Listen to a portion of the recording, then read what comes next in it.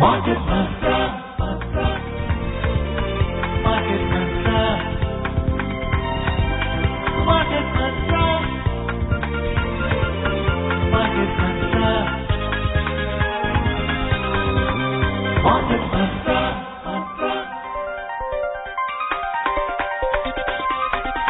Market Mantra. Good evening and welcome to the Sunday edition of Market Mantra, in which we give you a complete update on the economic and business news of the day. Today we'll also be taking calls from you, our listeners, on mutual funds and matters related with them. The numbers to call us on are 2331-4444, 2371-7106 or 2371-7117. And those of you who would be calling us from outside Delhi, please prefix 011.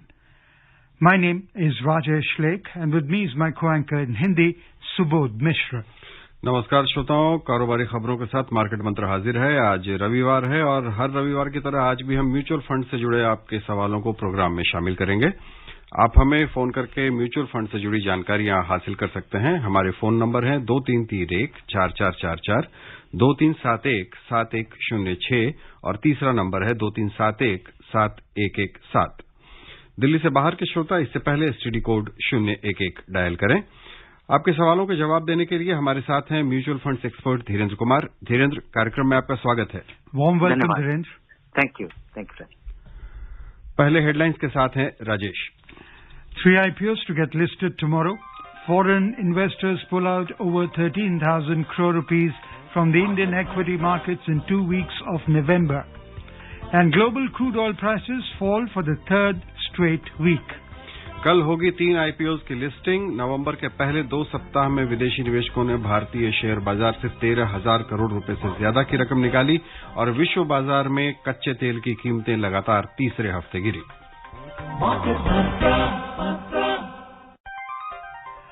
In the IPO season at the Dalal Street, 3 new stocks will be listed tomorrow.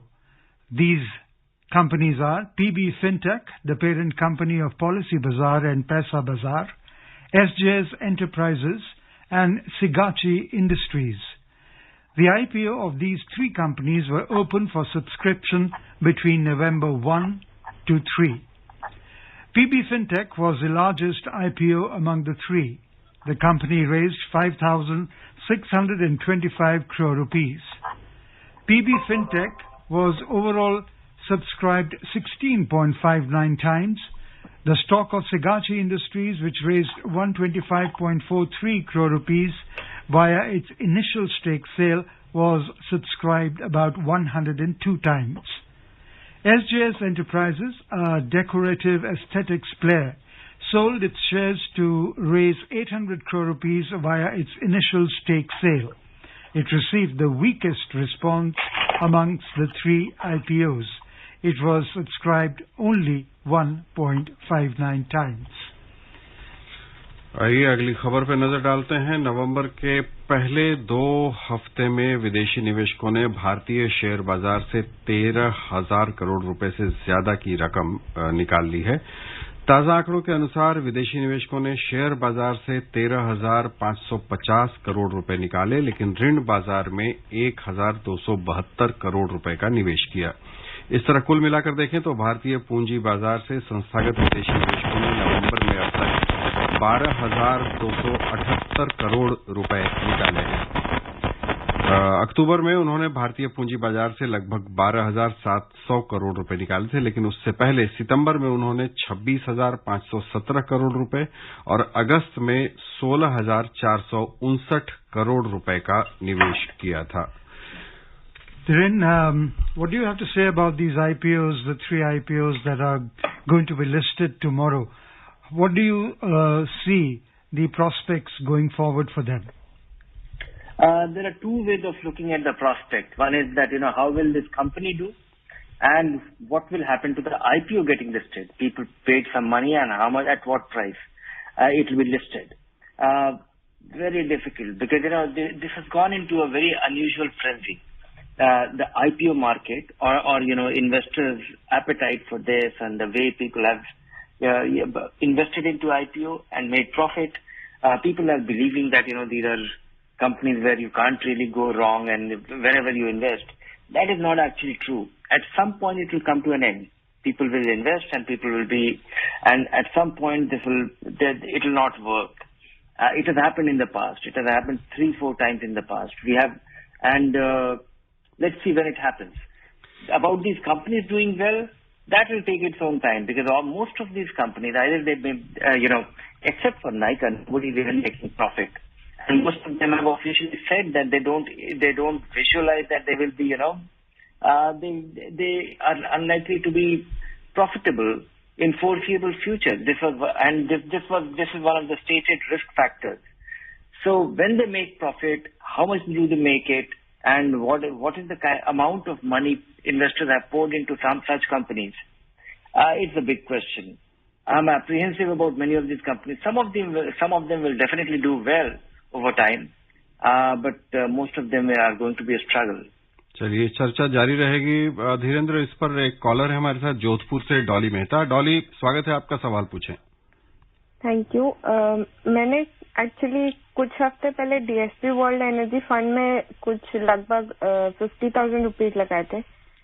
पिछले 1 साल से track करी थी तो 45% करीब बढ़ा था, but अभी पिछले 2 हफ्तों में ये डाउन हो गया है। प्रॉब्ली मतलब क्रूड ऑयल की प्राइस कम हुई इस वजह से। तो क्या मैं इसमें 1 साल और कंटिन्यू करूं या फिर इसमें से निकाल करके कहीं और लगाऊं? ये इस तरह का जो फंड है वो बहुत ही खतरनाक, क्योंकि कभी कभी ये फंड बहुत अच्छा करता है और कभी कभी ये फंड बहुत खराब करता है। अगर आपने देखा होगा कि इस फंड का भी जो सालाना रिटर्न है, एनुअलाइज रिटर्न है, वो केवल 9.5% के करीब है पिछले 5 साल में, अगर आप देखें। और जिसमें कि पिछले साल खासकर इसका प्रदर्शन बड़ा अच्छा था। और ये खतरनाक इसलिए भी है क्योंकि ये एक सेक्टर फंड है, जहाँ जो एक थीमेटिक फंड है जो कि खास तरीके की कंपनियों में ही पैसा लगाता है। ये बाजार के हर भाग में पैसा नहीं लगाता है। और नहीं भूलना चाहिए कि इसका जो सबसे बुरा प्रदर्शन था 1 साल में, जब ये 40% गिरा था 1920 में, मार्च 1919 और से 20 के पीरियड में इसमें 40% की गिरावट हुई थी, अभी जब बाजार गिरा था। और वैसा ही अभी हम देख रहे हैं, तो इससे पता नहीं कब निकलेगा।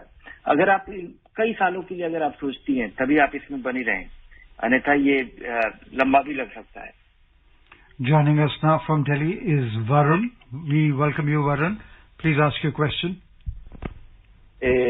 मार्केट मंत्रा टीम और धीरेन्द्र जी को मेरा नमस्कार। जी नमस्कार।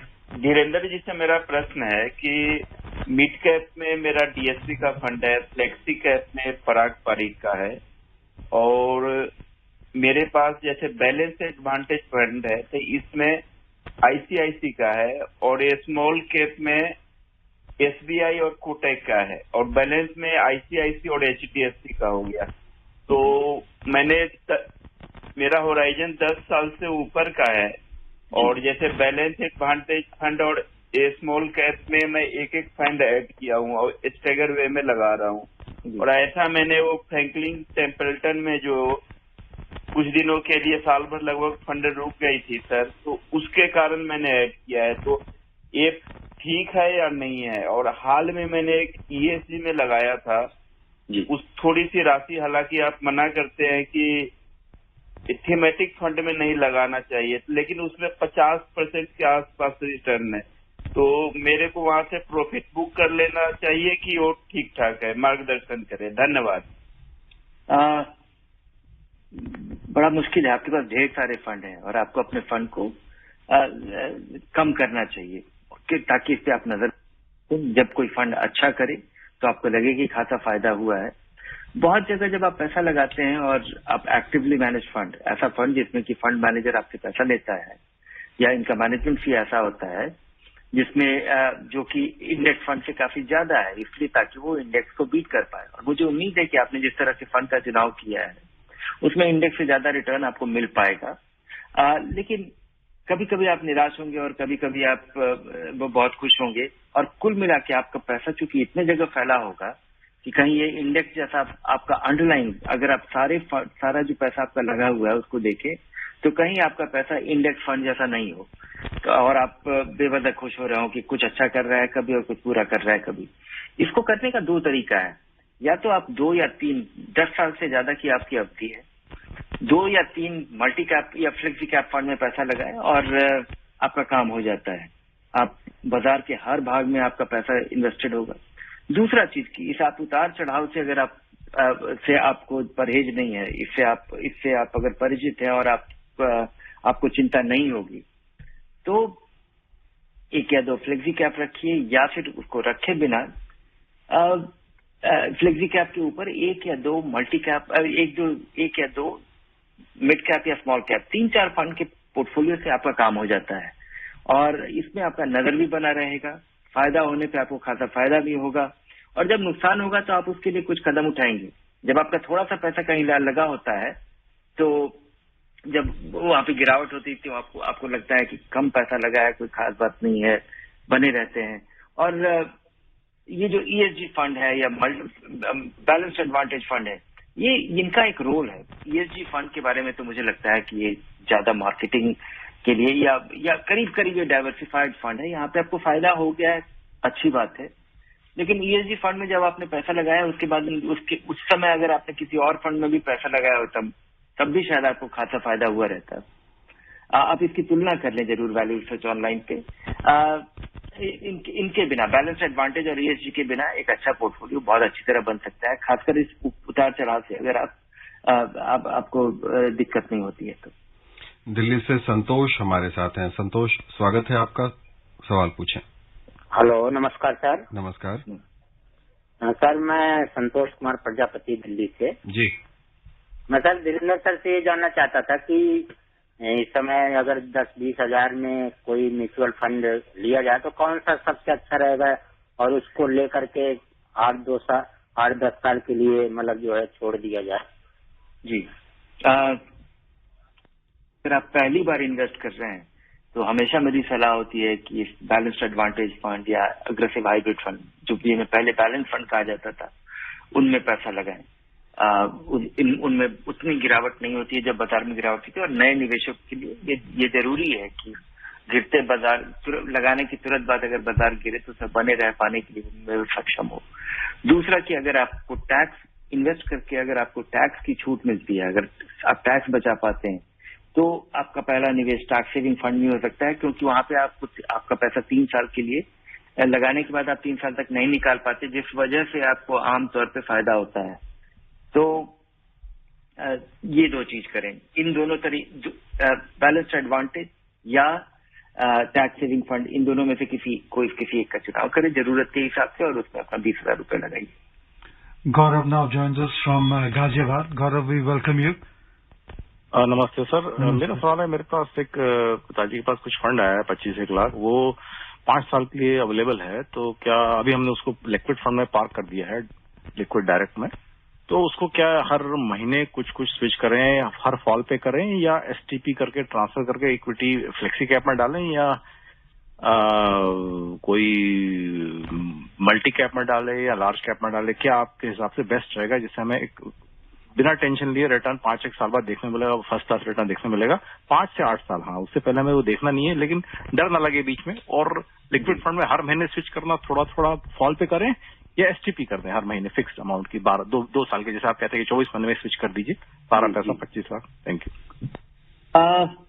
चूंकि आपके पास समय कम है और अगर आप इसको बहुत साल तक 3 साल तक अगर आप अपना पैसे को ग्रेजुअली अगर आप स्विच करते रहेंगे तो पूरा पैसा लगने के बाद आपके पास बच जाएगा केवल 4 से 5 साल या 3 से 4 साल।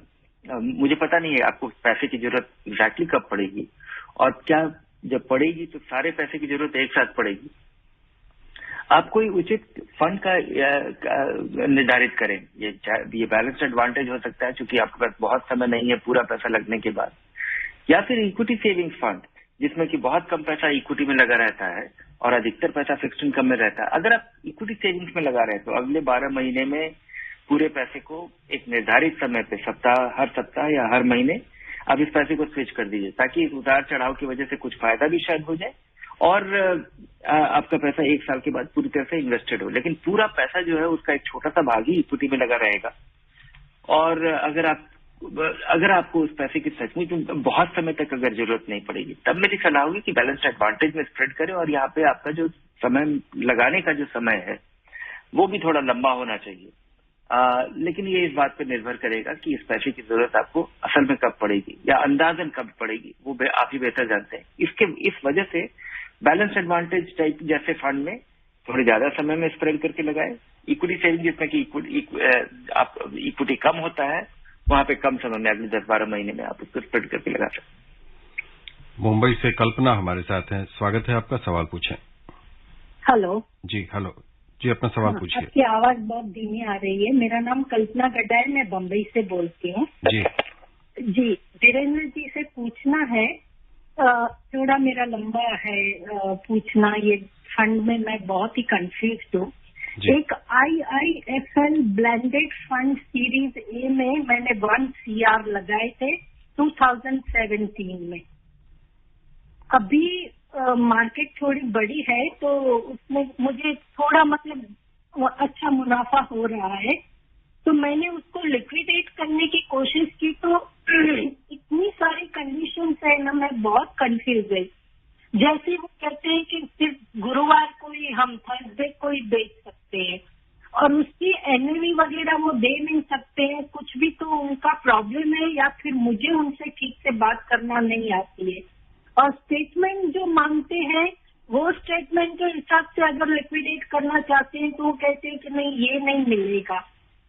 दूसरा, उन्होंने मुझे थोड़ी पेनल्टी लगाई थी लेट पेमेंट के लिए, ड्रॉ डाउन के लिए, तो उसके लिए भी मेरी थोड़ी उनके साथ नॉट फाइट एग्जैक्टली, लेकिन बातचीत चल रही है। तो वो कहते हैं कि ये 3 साल पुरानी बात है, तो हम इसको रिवर्ट नहीं कर सकते हैं। जबकि मुझे किसी ने बताया कि वो जो 2.5% आपका लेते हैं मेंटेनेंस चार्जेस, उसमें से अगर चाहते हैं तो वो कर सकते हैं। और टैक्स लायबिलिटी भी वो कहते हैं कि शॉर्ट टर्म लॉन्ग टर्म क्या टैक्स लगेगा वो हम आपको अभी नहीं बता सकते। तो सर मैं कैसे बात करूं उनसे, मुझे पता नहीं चलता है उनके साथ। जी हाँ, एक चीज मैं आपको बताना चाहूंगा कि IIFL का IIFL की बहुत सारी कंपनियां हैं। ये पोर्टफोलियो मैनेजमेंट, ये पोर्टफोलियो भी मैनेज करती है, ये म्यूचुअल फंड भी चलाती है। ये दूसरी कंपनियों का, ये एक वेल्थ मैनेजमेंट भी कंपनी है, दूसरी कंपनियों का भी पोर्टफोलियो, ये दूसरी कंपनी में पैसा लगाने के लिए भी ये पोर्टफोलियो मैनेजमेंट सर्विसेज बेचती हैं। तो आप जो कुछ भी बता रहे हैं उससे मुझे उसकी जानकारी से मुझे भरोसा है कि ये उनका म्यूचुअल फंड ये नहीं है। आपका पैसा एक म्यूचुअल फंड में लगा हुआ नहीं है। किसी भी म्यूचुअल फंड में अगर वो क्लोज्ड एंड फंड नहीं हो, जब क्लोज्ड एंड फंड में पैसा लगा होता है तो आपको इंतजार करना होता है उसकी मैच्योरिटी डेट का। उसके पहले अधिकतर फंड में आप अपना पैसा कभी भी लगा सकती हैं, कभी भी निकाल सकती हैं, और उसमें किसी भी तरह का कोई पेनल्टी नहीं होता है। एग्जिट लोड होता है जरूर, लेकिन जिस तरह की अवधि के लिए आपका पैसा लगा हुआ है, आमतौर पर एक साल 2 साल के बाद कोई भी पेनल्टी नहीं होता है। तो आपका पैसा म्यूचुअल फंड में नहीं लगा हुआ है, पहली बात। दूसरा कि आप उनसे जाने कि ये क्या है, ये क्या पोर्टफोलियो मैनेजमेंट स्कीम है या फिर IIFL वेल्थ मैनेजमेंट में आपको कोई स्कीम बेचा था, और आप तुरंत इसकी जानकारी लें। इसका आपके पास कागज क्या है, और तुरंत आप और अगर ये नहीं होता है तो आप SEBI में जाएं। ये SEBI का एक ग्रीवांस रिडर्सल सिस्टम है, स्कोर। आप उनके वेबसाइट पे आपने कब पैसा लगाया था, आपको कहा क्या गया था, और आपको क्या समस्या हो रही है, लोग आपको अलग अलग चीज क्या बता रहे हैं, और इस चीज का आपके पास जो भी आधार होगा, जो कुछ भी आपको अगर लोगों ने आपको ईमेल पे अगर ये जानकारी दी है, कोशिश कीजिए कि कागज पे कुछ तो रहे, और ये लेकर के, और मुझे लगता है कि तुरंत इस पे आपको बहुत हड़बड़ी में ये चीज करना चाहिए, ताकि और इनका जो क्लेम है उसको वेरीफाई करने की कोशिश कीजिए। क्योंकि अगर आपके पास पोर्टफोलियो मैनेजमेंट स्कीम भी अगर है तो आपके डीमैट अकाउंट में ये इन सिक्योरिटीज का होना बड़ा जरूरी है, और उसका अगर आपको आधार नहीं दिखता है, अगर आपको, और उसका एक्सेस आपके लिए हमेशा होना जरूरी है। आप भले ही पोर्टफोलियो मैनेजमेंट स्कीम भी जब आप खरीदती हैं तो ये आपके शेयर्स या कोई भी सिक्योरिटी आपके दाम पे खरीदा जाता है। आप आमतौर पे पावर ऑफ अटॉर्नी देती है किसी को आपके बिहाफ पे खरीदने या बेचने के लिए, लेकिन ये सिक्योरिटीज आपके नाम पे होता है, आपके डीमैट अकाउंट में होता है, तो उसका एक्सेस वेरीफाई करने की जो क्षमता है वो आपको जरूर होनी चाहिए और ये आपको पता करना चाहिए और इसको बहुत जल्दी से शिकायत और इस शिकायत को बहुत बढ़ावा देने के लिए तैयार रहना चाहिए. So it's very important to read the investment papers that she has, right? Yes, and then you have to ask a lot of questions before you invest, because now this is, I really don't know, it is little surprising that, an investor is unaware that what one is invested in, whether it is a mutual fund or whether it's a PMS or whether it is, wealth management, and invested in other people's money, other people's keep. And she should make things in writing, and she should get them received also. She must have records with her, right, Dinesh? Yes, and try and document as many things as possible. Write a mail so that they are forced to answer it, because her first evidence will be that she has written 30 mails and somebody hasn't answered. Yes. Joining us from Jaipur is Jitendra. We welcome you, Jitendra. Yes. हाँ sir, नमस्कार. मेरा sir 2-3 प्रश्न है. एक छोटा सा प्रश्न है. आजकल पेपर में हम ETF के बारे में देखते हैं, तो ETF का भविष्य कैसा है? दूसरा सर, कोई बहुत से म्यूचुअल फंड का साइट पे जाते हैं तो ETF/ इंडेक्स लिखा रहता है, किसी में इंडेक्स लिखा रहता है. दोनों का डिफरेंस क्या है? और तीसरा सर, कि अगर एक ही प्राइस का ETF है, एक ही दाम है, मान लीजिए 50 रुपया दोनों का, तो हम कैसे सिलेक्शन करेंगे दोनों में कौन सा बेटर है? जी, इंडेक्स फंड से तो आप परिचित ही हैं. आपका पैसा लगता है और वो फंड कंपनी उसको जिस तरह से उस इंडेक्स का जो कॉम्प्लेक्शन है, जिस तरह की जो स्ट्रक्चर है, जितना पैसा अलग अलग कंपनियों में लगा हुआ है उस इंडेक्स में, उस अनुपात में वो पैसा लगा दिया जाता है. तो आपको रिटर्न उतना ही मिलता है जितना आप इंडेक्स में जिस तरह का बदलाव होता है उतना ही आपके पैसे में बदलाव होता है. ये 3 साल पहले अगर आपने सेंसेक्स फंड में लगाया, निफ्टी फंड में लगाया और वहां से अगर X% का बदलाव हुआ तो आपको उतना रिटर्न मिलेगा. ETF इंडेक्स फंड ही है. हर एक ETF किसी न किसी इंडेक्स पे ही आधारित होता है, लेकिन इसको खरीदने बेचने का तरीका अलग है. आप इंडेक्स फंड आम म्यूचुअल फंड की तरह खरीदते हैं. आप 50,000 रुपए लगाते हैं और उस दिन के NAV पे ही आपको ये इंडेक्स फंड अलॉट हो जाता है, जैसे आप आम ओपन एंड फंड खरीदते हैं. ETF को खरीदने का तरीका अलग है, क्योंकि आप इसको शेयर की तरह खरीदते हैं. ये इंडेक्स फंड लिस्टेड होता है, बाजार में रोज इसका दाम खुलता है. इंडेक्स बढ़ता है तो इसका दाम बढ़ता है, इंडेक्स गिरता है तो इसका दाम गिरता है. और आप उस दाम गिरते चढ़ते दाम पे आप दिन में किसी भी समय खरीद सकते हैं. तो इंडेक्स फंड आप केवल एक दाम पे रोज बिकता है, जैसे आम ओपन एंड फंड उस दिन के NAV पे मिलता है. इंडेक्स फंड दिन में बदलते हुए दाम में किसी भी दाम पे आप खरीद सकते हैं. तो और इसको खरीदने का तरीका एक शेयर की तरीके का है. शेयर की तरह आप इसको खरीदते हैं. यही अंतर है. और चूंकि इंडेक्स / ETF इसलिए लिखा रहता है क्योंकि हर एक ETF किसी न किसी इंडेक्स पे आधारित होता है. तो अगर आप चीजों को सुलझा हुआ रखना चाहते हैं, बहुत सामान्य और सीधा रखना चाहते हैं, तो आपको इंडेक्स फंड में लगाना चाहिए. एक ओपन एंड इंडेक्स फंड बहुत साधारण है. आप आम म्यूचुअल फंड में जैसे SIP करते हैं वैसे आप कर पाएंगे. अगर आपको ETF में लगाना है तो आप ETF में लगाने का एक बारीकी है जिसकी वजह से आपको फायदा भी हो सकता है और नुकसान भी हो सकता है. ETF जरूरी नहीं है कि NAV पे मिले. जब आप ओपन एंड फंड में पैसा लगाते हैं तो आप अश्योर्ड है, ये नियम है कि उस दिन के दाम पे, उस दिन के NAV पे आपको ये इंडेक्स फंड ये फंड आपको अलॉट किया जाएगा. आपने 1 लाख रुपया लगाया, कल अगर दाम उसका अगर 20 रुपया है और 20 रुपया होता है और तो 1 लाख रुपए को 20 से भाग दिया जाएगा और जो बचा हुआ और उतना आपको यूनिट मिल जाएगा. आप ETF जब लगाते हैं तो कल हो सकता है 20 रुपए का NAV हो, लेकिन ETF 21 रुपए में मिल रहा हो, 20 रुपए 25 पैसे भी मिल रहा हो या 19 रुपए 50 पैसे भी मिल रहा हो. इस पे नजर रखना आपकी जिम्मेवारी है. और चूंकि ये बाजार में बहुत सारे लोगों के खरीदने बेचने की वजह से भी इसमें उतार चढ़ाव या ज्यादा या कम अपने NAV से हो सकता है. तो ये बारीकी है, आपको देखना चाहिए. मध्य प्रदेश से प्रजापति हमारे साथ हैं. स्वागत है आपका. सवाल पूछें. हेलो, आप हमारी आवाज सुन पा रहे हैं प्रजापति जी? हाँ सर, सुन पा रहा हूँ जी.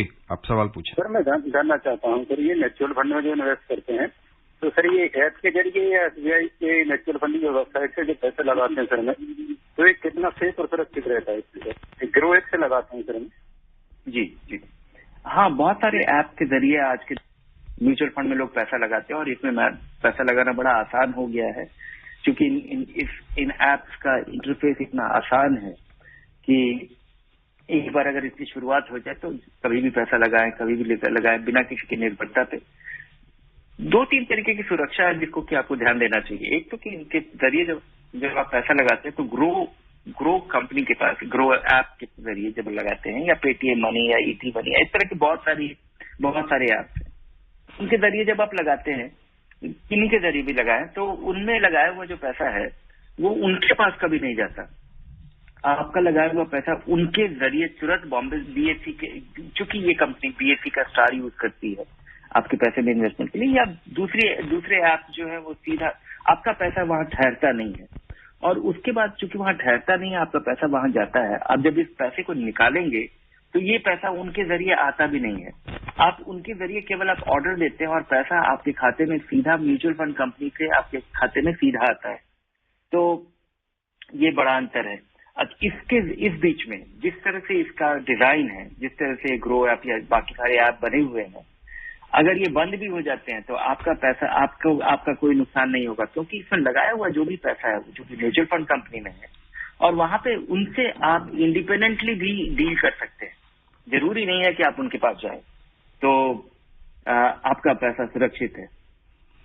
Before we take our next caller, may we tell you that the global crude oil prices fell for a third consecutive week, hit by a strengthening dollar and speculation that President Joe Biden's administration might release oil from the U.S. Strategic Petroleum Reserve to cool down prices. Brent crude oil futures fell 0.7% during the week to end at $82.17 a barrel on Friday, while U.S. crude declined 0.6% during the week to settle at $80.79. अगले collar हैं दिल्ली से नंदगोपाल, सवाल पूछें। नंदगोपाल जी, आप line पर हैं? जी, सवाल पूछें। वीरेंद्र जी से मेरा ये सवाल है कि यूटीआई के मास्टर शेयर के बारे में कुछ बताएं। Thank you. आप क्या जानना चाहते हैं? इसको खरीदना चाहिए नहीं, इन्वेस्टमेंट के एंगल से कैसा है? यूटीआई मास्टर भारत का सबसे इक्विटी फंड है। इसकी शुरुआत 1986 में हुई थी। इसकी शुरुआत एक क्लोज्ड एंड फंड के जरिए शुरुआत में ये क्लोज्ड एंड फंड था, क्योंकि उस समय क्लोज्ड एंड फंड ही हुआ करते थे। और उसके बाद इसमें बदलाव आया। ये जब रिडेम्पशन इसका 7.5 साल के बाद इसका जब ड्यू हुआ, उसके बाद इसको एक ओपन एंड फंड में बदल दिया गया। और उसके बाद से इसका कभी प्रदर्शन एवरेज है, कभी बिलो एवरेज है, और हाल फिलहाल इसका प्रदर्शन अच्छा रहा है। और यूटीआई मास्टर शेयर इतने लंबे अवधि में भारत का सबसे पुराना फंड है। अगर इसको देखें कि 44 साल में ये बिल्कुल डिमॉन्स्ट्रेट करता है कि इक्विटी का प्रदर्शन कैसा है। इक्विटी का जो केस है कि इतने समय तक अगर आपका पैसा लगे तो किस तरीके का आपको रिटर्न मिल पाता है, उसका ये डिमॉन्स्ट्रेशन है। तो ये अक्सर ये अबव एवरेज या अब हाल फिलहाल तो ये अबव एवरेज फंड रहा है। पहले ये बिलो एवरेज फंड भी 8-10 साल रहा है, और ये डिमॉन्स्ट्रेट करता है इतने लंबे अवधि में इक्विटी का रिटर्न। और ये हर साल डिविडेंड देता है, लेकिन डिविडेंड का ओपन एंड फंड में कोई मतलब नहीं होता है, क्योंकि आपका लगाया हुआ पैसा हमेशा डिविडेंड फंड में उतना कम हो जाता है जितना आपको इस फंड से डिविडेंड मिलता है। जी धीरेन्द्र, आज वक्त इतना ही है। कार्यक्रम में शामिल होने और हमारे श्रोताओं को बहुमूल्य जानकारी देने के लिए धन्यवाद। Thank you for being with us, Dhirendra. And before we close the headlines once again, 3 IPOs to get listed tomorrow. Foreign investors pull out over 13,000 crore rupees from the Indian equity markets in 2 weeks of November. And global crude oil prices fall for the 3rd straight week. That's all we have in this edition of Market Mantra. Till tomorrow, goodbye.